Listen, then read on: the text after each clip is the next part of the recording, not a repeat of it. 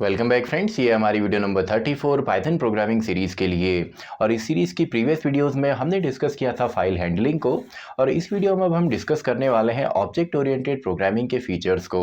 देखिए, पाइथन एक high level programming language है, और जितनी भी हमारी हाई लेवल प्रोग्रामिंग लैंग्वेजेस हैं वो सभी आपके ऑब्जेक्ट ओरिएंटेड प्रोग्रामिंग के जो कॉन्सेप्ट्स हैं, जो फीचर्स हैं, उनको फॉलो करते हैं। तो पाइथन के अंदर भी हम ऑब्जेक्ट ओरिएंटेड प्रोग्रामिंग के कॉन्सेप्ट्स को कैसे यूज़ करते हैं, ये हम यहाँ पे सीखने वाले हैं। तो पहले इसके जो बेसिक कॉन्सेप्ट्स हैं उनको हम यहाँ पे डिस्कस करेंगे, देन इसी का हम यहाँ पे प्रैक्टिकली एक प्रोग्राम करके भी देखेंगे। तो स्टार्ट करते हैं। इस वीडियो के लिए टॉपिक हमारा है object oriented programming. Object oriented programming यानी कि ऐसी प्रोग्रामिंग जहाँ पे जो मेन फोकस होगा वो आपका ऑब्जेक्ट्स पे होगा या रियल वर्ल्ड प्रॉब्लम्स पे होगा। तो सबसे पहला जो इसका एडवांटेज है वो तो यही है कि आपका रियल वर्ल्ड ऑब्जेक्ट्स या रियल वर्ल्ड आपके जो प्रॉब्लम है उनको सॉल्व करने में हेल्प करती है, या ये जो टेक्निक है रियल वर्ल्ड ऑब्जेक्ट्स को या ऑब्जेक्ट्स या प्रॉब्लम्स को सॉल्व करने में हेल्प करेगी।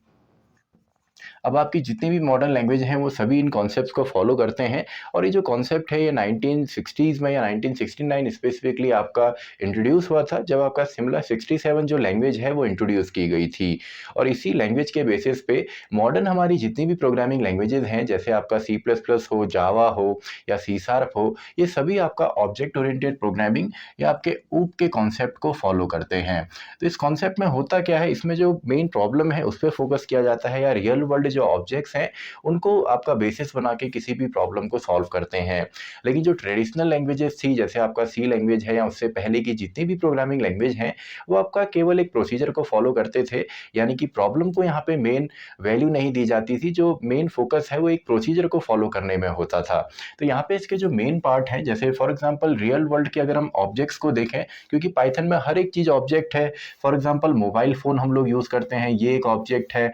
मैं एक मार्कर यूज़ कर रहा हूँ तो मार्कर एक ऑब्जेक्ट है। ऐसी कार एक ऑब्जेक्ट है, ह्यूमंस ऑब्जेक्ट्स हैं।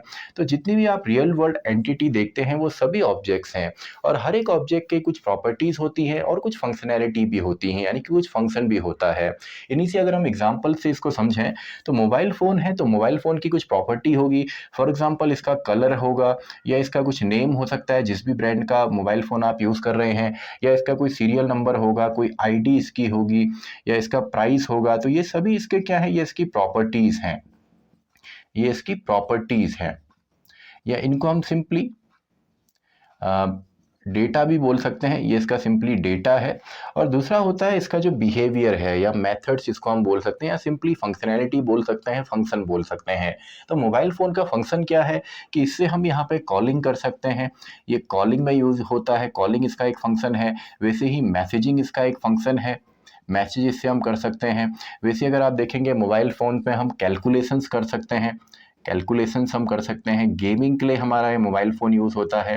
तो ये सभी इनके क्या हैं, ये इसकी फंक्शंस हैं, या इनको हम फंक्शन बोल देते हैं, या कई जगह इनको मेथड्स भी बोलते हैं, या इनको हम सेट ऑफ प्रोसीजर्स भी बोल सकते हैं कि प्रोसीजर हैं ये किसी भी वर्क को करने के लिए।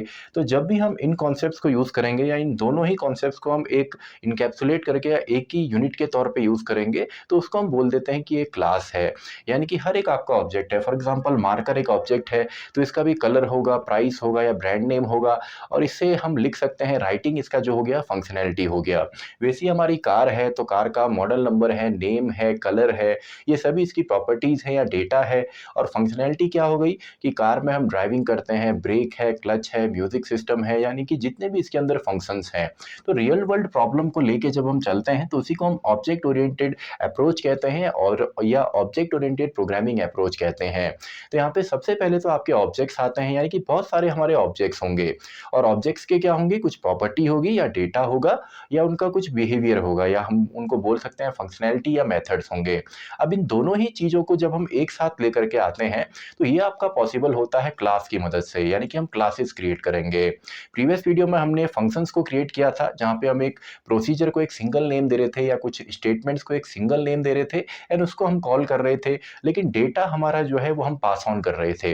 लेकिन अभी हम डेटा जो है और फंक्शन जो है दोनों को यहाँ पे एक ही साथ मर्ज करके या इनकैप्सुलेट करके हम यहाँ पे क्लास क्रिएट करने वाले हैं।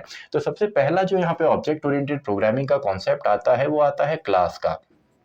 तो क्लास के अंदर क्या होते हैं, क्लास के अंदर हम बोल सकते हैं कि इट इंक्लूड्स, ये दो चीज़ें इंक्लूड करता है। एक तो आपका डेटा होता है प्लस आपका फंक्शंस होते हैं। डेटा और फंक्शन जब आपका एक ही साथ हम लेकर के आते हैं तो इसी को हम बोल देते हैं कि एक आपका क्लास है। तो क्लास को हम ऐसे भी डिफाइन कर सकते हैं कि क्लास एक आपका प्रोटोटाइप है या आपका यूज़र डिफाइंड डेटा टाइप है और जिसकी मदद से हम एक ऑब्जेक्ट बनाएंगे।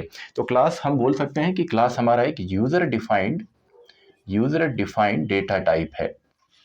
यूज़र डिफाइंड डेटा टाइप हमारा एक क्लास होता है, या प्रोटोटाइप इसको आप बोल सकते हो। किस चीज़ का? आपका फंक्शंस का और साथ ही में उसके डेटा का, जो कि एक ऑब्जेक्ट का होने वाला है। तो ये सिंपल सा यहाँ पे है। और दूसरा यहाँ पे जब इन दोनों चीज़ों को मिला के हम क्लास बना देते हैं तो इसी कॉन्सेप्ट को हम बोल देते हैं इनकैप्सुलेशन।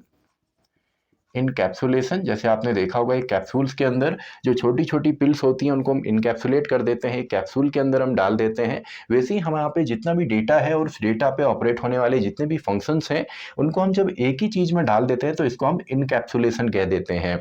तो इनकैप्सुलेशन जो है एक मेजर प्रॉपर्टी है आपका ऑब्जेक्ट ओरिएंटेड प्रोग्रामिंग की। दूसरा यहाँ पे आपका क्लास है और तीसरा आपका यहाँ पे ऑब्जेक्ट है। तो क्लास एंड ऑब्जेक्ट का तो अभी हम प्रैक्टिकली यहाँ पे सिस्टम पे करके देखेंगे क्लास कैसे डिफाइन होती है, यानी कि डेटा को और फंक्शन को एक साथ हम कैसे लेकर के आते हैं और उसकी मदद से हम ऑब्जेक्ट्स को किस तरीके से डिफाइन करते हैं। इसके अलावा यहाँ पे और भी फीचर्स हैं ऑब्जेक्ट ओरिएंटेड प्रोग्रामिंग के। जैसा आपका एक यहाँ पे फीचर है रीयूजेबिलिटी। रीयूजेबिलिटी यानी कि जो आपका कोड है उसको बार बार हम रीयूज़ कर सकते हैं जितने बार हम चाहें, यानी कि रिसर्च हमने बार बार नहीं करनी। एक हमारा कोई फॉर एग्जांपल मोबाइल फ़ोन है, एक बार अगर आपका मोबाइल फ़ोन मैन्युफैक्चर होता है तो उसी का एक नेक्स्ट सीरीज़ या नेक्स्ट मॉडल जब हम निकालते हैं तो एक प्रॉपर पूरी की पूरी रिसर्च दोबारा नहीं होती, हम उसी चीज़ को आगे फॉरवर्ड कर सकते हैं, यानी कि उसी कोड को हम यहाँ पे रीयूज़ कर सकते हैं। और ये यहाँ पे पॉसिबल होता है इनहेरिटेंस की मदद से। और इनहेरिटेंस कैसे किया जाता है ये कुछ आने वाली वीडियोस में हम समझने वाले हैं। ये एक मेजर प्रॉपर्टी है। फिर डिफरेंट टाइप ऑफ इनहेरिटेंस होते हैं, सिंगल है, मल्टीपल है, मल्टी लेवल है, उनको हम देखेंगे। इसके अलावा एक और यहाँ पे जो मेजर इसका एडवांटेज है वो है डेटा हाइडिंग का, यानी कि डेटा हाइडिंग इसको हम बोल सकते हैं, डेटा हाइडिंग या डेटा सिक्योरिटी। डेटा सिक्योरिटी क्योंकि यहाँ पे अभी तक डेटा जो था वो ग्लोबल आपका डेटा था, ग्लोबल डेटा हम यूज़ कर रहे थे और जो फंक्शन के अंदर था वो आपका लोकल डेटा होता था। तो यहाँ पे अब डेटा जो है और उसमें ऑपरेट होने वाले फंक्शंस जो हैं दोनों को हम एक ही साथ लेकर के आ रहे हैं। तो इसका आपका फ़ायदा होता है डेटा हाइडिंग या डेटा सिक्योरिटी के अंदर। तो डेटा सिक्योरिटी भी काफ़ी ज़्यादा रहती है आपका ऑब्जेक्ट ओरिएंटेड प्रोग्रामिंग में। और यहाँ पे एक और कॉन्सेप्ट आता है आपका मॉड्यूलैरिटी का, यानी कि हम किसी भी कॉम्प्लेक्स प्रॉब्लम या एक बड़ी प्रॉब्लम को, बिग प्रॉब्लम को छोटे छोटे कॉम्प्लेक्स मॉड्यूल्स में डिवाइड कर सकते हैं, या जिनको हम सिंपली फंक्शंस भी कहते हैं। तो मॉड्यूलैरिटी एक इसका यहाँ पे कॉन्सेप्ट है। तो यहाँ पे जो मेन कॉन्सेप्ट्स आपको यहाँ पे देखेंगे या टर्म्स आपको मिलेंगे वो आपका क्लास है, ऑब्जेक्ट है, आपका यहाँ पे इनहेरिटेंस हो गया, आपका डेटा हाइडिंग यहाँ पे है एंड मॉड्यूलैरिटी आपका है। तो ये कुछ बेसिक कॉन्सेप्ट्स हैं।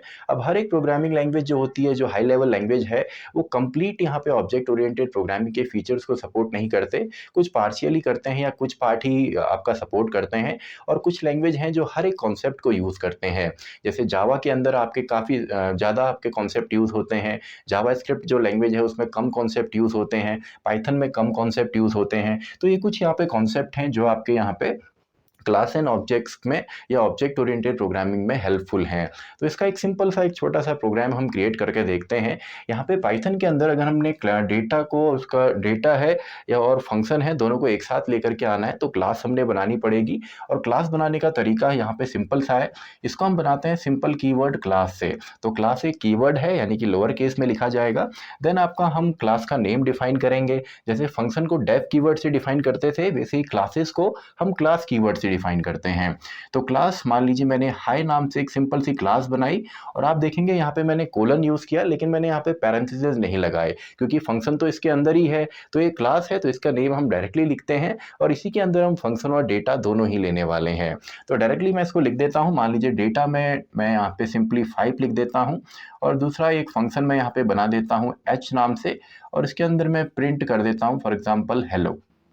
तो ये मैंने यहाँ पे एक क्लास बना दी और साथ में डेटा भी बना दिया। डेटा और जो फंक्शन है दोनों एक क्लास के अंदर में लेकर के आया। तो ये तो डेटा और आपका जो फंक्शन है दोनों एक साथ आ गए। अब इसके हम मल्टीपल ऑब्जेक्ट्स बना सकते हैं। जैसे फंक्शन को हम वन टाइम डिक्लेयर करते हैं, मल्टीपल टाइम अलग अलग पैरामीटर्स के साथ यूज़ करते हैं, वैसे ही क्लास को भी हम वन टाइम यहाँ पे डिक्लेयर करेंगे और अलग अलग ऑब्जेक्ट्स और अलग अलग पैरामीटर्स की मदद से इन फीचर्स को हम यूज़ करने वाले हैं जो एक क्लास होल्ड करेगी। तो यहाँ पे सिंपल सा है, ये तो क्लास हो गया। अभी इसको हम प्रैक्टिकली भी देखेंगे। एंड इसका ऑब्जेक्ट बनाने के लिए सिंपली हम क्लास नेम लिखते हैं और साथ ही में इस क्लास का हम एक यहाँ पे ऑब्जेक्ट बनाएंगे। तो मान लीजिए मैंने ए नाम से एक ऑब्जेक्ट बना लिया। तो ऑब्जेक्ट बनाने के बाद अब ये ऑब्जेक्ट जो है डॉट लगा के इनको एक्सेस कर सकता है। फॉर एग्जांपल ए डॉट अगर मैं एक्स यहाँ पे लिखता हूँ और इसको अगर मैं प्रिंट के अंदर डाल दूं तो इसकी वैल्यू प्रिंट होगी। वैसे अगर मैं ए डॉट यहाँ पे एच करता हूं तो ये इस फंक्शन को कॉल करेगा और हेलो प्रिंट होगा। अब ये तो एक बेसिक स्ट्रक्चर है, रियल वर्ल्ड प्रॉब्लम में ये कॉन्सेप्ट यूज़ नहीं होता, यानी कि इतना बेसिक जो कॉन्सेप्ट है ये यूज़ नहीं होता। जो हायर कॉन्सेप्ट हैं जैसे आपका कंस्ट्रक्टर्स हैं जो इनिशियलाइज करेंगे, जो हम नेक्स्ट वीडियो में देखने वाले हैं, या आपका इनहेरिटेंस है, रीयूजेबिलिटी है किसी भी क्लास के कोड की, तो वो हम नेक्स्ट वीडियोज़ में देखने वाले हैं। तो आई होप आपको बेसिक कॉन्सेप्ट्स यहाँ पे ऑब्जेक्ट ओरिएंटेड प्रोग्रामिंग के समझ में आए होंगे। तो इन्हीं कॉन्सेप्ट्स को चलिए अब हम प्रैक्टिकली भी यहाँ पे देखते हैं, यानी कि प्रैक्टिकली हम क्लास एंड ऑब्जेक्ट को क्रिएट करके देखते हैं। तो ऑब्जेक्ट ओरिएंटेड प्रोग्रामिंग के जो कॉन्सेप्ट्स हैं उनको हमने समझा, तो इन्हीं कॉन्सेप्ट्स को हम यहाँ पे प्रैक्टिकली भी देखते हैं, यानी कि कैसे हम डेटा और उनके फंक्शंस को यहाँ पे एक सिंगल क्लास में लेकर के आते हैं, वो हम यहाँ पे देखेंगे। तो यहाँ पे हम देखते हैं डिक्लेयरिंग अ क्लास। एक क्लास को हम डिक्लेयर किस तरीके से करते हैं। तो इसके लिए सबसे पहले क्लास कीवर्ड हम यहाँ पे यूज़ करेंगे। देन आप कोई भी नेम यहाँ पे दे सकते हैं क्लास का। तो यहाँ पे जो क्लास है वो एक कीवर्ड यहाँ पे है, क्लास यहाँ पे एक कीवर्ड है, और जो यहाँ पे हेलो हमने लिखा है ये क्लास नेम है या सिंपली आइडेंटिफायर है। आइडेंटिफायर इसको हम बोल सकते हैं। तो आइडेंटिफायर के जितने भी रूल हैं, जैसे कि हम फंक्शन डिक्लेयर करते हैं या वेरिएबल डिक्लेयर करते हैं, तो जितने भी रूल हम फॉलो करते हैं सभी यहाँ पे अप्लाई होंगे। फॉर एग्जांपल ये आपका नंबर से स्टार्ट नहीं होगा, या इसमें कीवर्ड आपके नहीं आ सकते, या बीच में स्पेस नहीं आएगा। तो ये सभी रूल्स को यहाँ पे फॉलो करेंगे। एंड देन हमने कोलन यूज़ किया है ताकि इसके बाद जितनी भी चीज़ें हम लिखेंगे वो इंटेंड में आएंगी, यानी कि आपके क्लास का पार्ट यहाँ पे होती हैं। तो क्लास के अंदर हमारा डेटा पार्ट होता है, जैसे x=89 मैंने लिखा, ऐसे कितना भी आप डेटा पार्ट यहाँ पे लिख सकते हैं। तो ये हमारा क्लास का डेटा है, क्लास डेटा इसको मैं बोल देता हूँ। और नेक्स्ट हम क्लास का फंक्शन यहाँ पे क्रिएट करते हैं। तो से हाई नाम से मैंने एक फंक्शन यहाँ पे क्रिएट किया। अब फंक्शन के अंदर एक आपका एक पैरामीटर हम देते हैं, सेल्फ पैरामीटर। आप चाहें तो इसका नेम आप चेंज भी कर सकते हैं, और ये बेसिकली यूज़ होता है ताकि हम क्लास के डेटा मेंबर्स को एक्सेस कर सकें। तो प्रिंट में मैं यहाँ पे लिख देता हूँ हेलो वर्ल्ड, और दूसरा मैं यहाँ पे नेक्स्ट प्रिंट में मैं यहाँ पे डेटा मेंबर को एक्सेस करूँगा, यानी कि सेल्फ डॉट एक्स मैं यहाँ पे लिख देता हूँ। तो सिंपल सा है। तो इसके हम कितने भी ऑब्जेक्ट्स यहाँ पे क्रिएट कर सकते हैं। फॉर एग्जांपल टी नाम से मैंने एक ऑब्जेक्ट क्रिएट किया। तो ऑब्जेक्ट क्रिएट करने का यहाँ पे तरीका सिंपल है, t=हेलो एंड पैरेंथेसिस। एंड साथ ही में आप मल्टीपल यहाँ पे जो है ऑब्जेक्ट्स को क्रिएट कर सकते हैं। तो इनको एक्सेस करने के लिए सिंपल सा हम यहाँ पे काम करेंगे। फॉर एग्जांपल प्रिंट के अंदर मैंने t.x लिखा, तो इससे डेटा मेंबर आपका एक्सेस होगा। वैसे अगर मैं p.say यहाँ पे लिखता हूँ तो इससे जो फंक्शन है या मेथड है वो हमारा एक्सेस होगा। तो देखिए इसको रन करके देखते हैं। तो 89 हेलो वर्ल्ड एंड 89, तो 89 तो डायरेक्टली हमने प्रिंट किया था। उसके अलावा हेलो वर्ल्ड एंड 89 हमारा जो क्लास का मेथड है उसकी वजह से प्रिंट हो रहा है। तो आई होप आपको सिंपल सा यहाँ पे समझ में आया होगा कि क्यों क्लास के अंदर हर एक चीज़ एक फंक्शन है, आपकी एक क्लास है। जैसे हमने देखा था पीछे, हमने मॉड्यूल्स देखे थे वीडियोस के अंदर, जहाँ पे हमने मैथ मॉड्यूल को यूज़ किया, रैंडम मॉड्यूल को यूज़ किया, तो वहाँ पे भी हम डॉट का यूज़ कर रहे थे ऑब्जेक्ट को एक्सेस करने के लिए या डेटा को एक्सेस करने के लिए। तो इसी के साथ हमारा यह बेसिक वीडियो खत्म होती है ऑब्जेक्ट ओरिएंटेड प्रोग्रामिंग के लिए, वीडियो नंबर 34। तो मैं मिलता हूँ आपसे अगली वीडियो में, वीडियो नंबर 35, जहाँ पे हम देखेंगे क्लास के कंस्ट्रक्टर को, वीडियो नंबर 35।